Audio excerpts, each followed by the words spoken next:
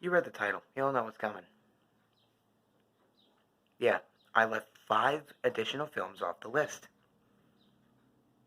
I completely forgot about these. I looked at the release year, and they all said 2007. This one? Yep, 2007. This is not a least to greatest. This is not a, oh, these are all better than the other parts of the list. These are just the ones that I left off. I just wanted to talk about them because they came out in 2007. So consider this part 4. This is a long list. Told you. There's 20 films altogether. 4 videos. With one more as its own review, but still. First up is Mr. Magorium's Wonder Emporium. I think it's very imaginative. It's got a lot of creativity. The characters are well developed, and the structure of the environment and the setting's really nice. The kid narrating is really good at it, and I think that the animation, when it's needed, is really good. And it almost brings a tear to your eye at the very end. It's one of a kind. Too bad I had to throw that away because I don't have the case for it anymore. Next up.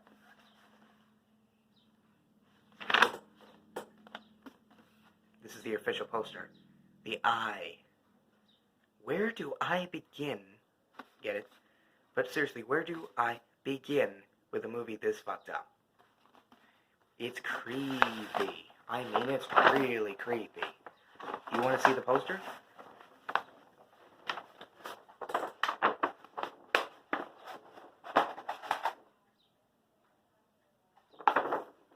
Good luck sleeping tonight.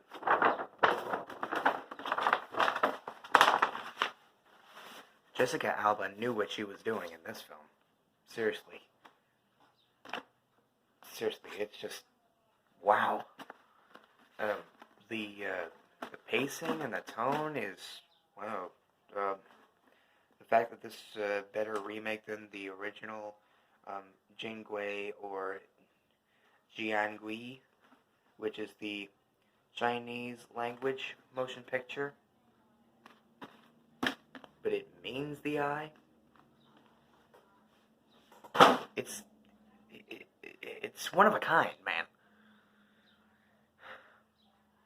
I don't think I'll ever be able to open my eye again after that. My puns are getting better.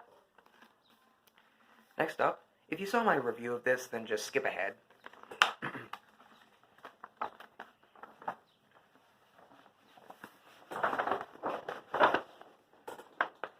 It's Fool's Gold. Yeah.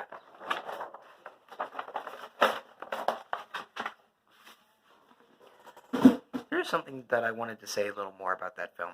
Kevin Hart as the villain. He's not so intimidating. I mean, I know they wanted him to be the intimidating villain of the film, but why Kevin Hart?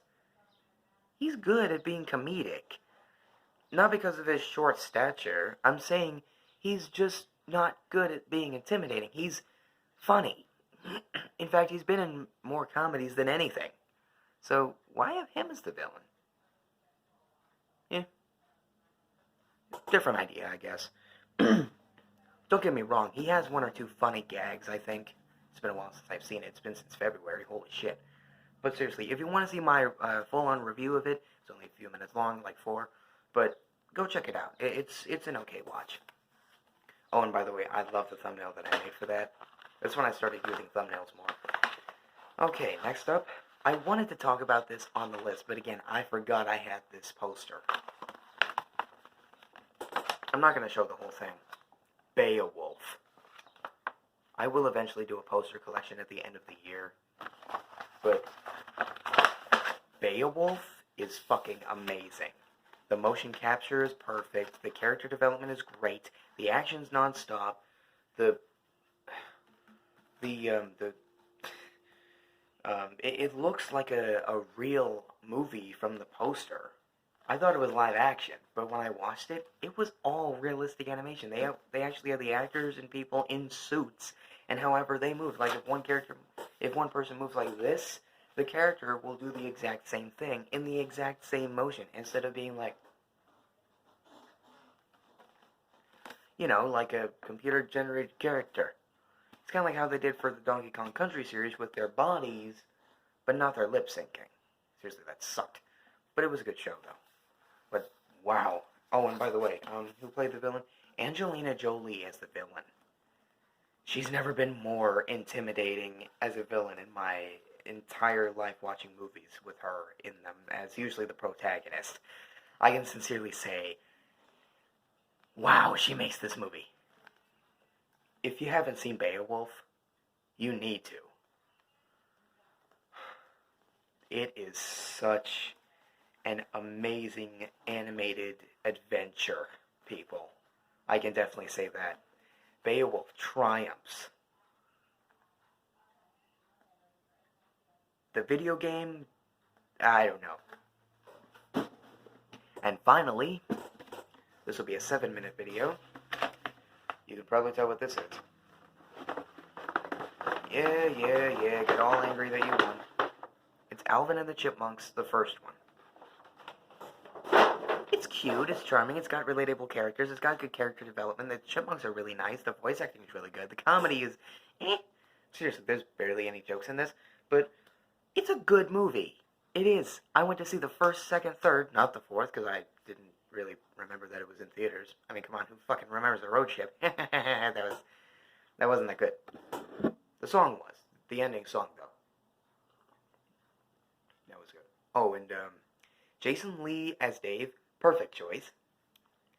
David Cross as Ian, even better.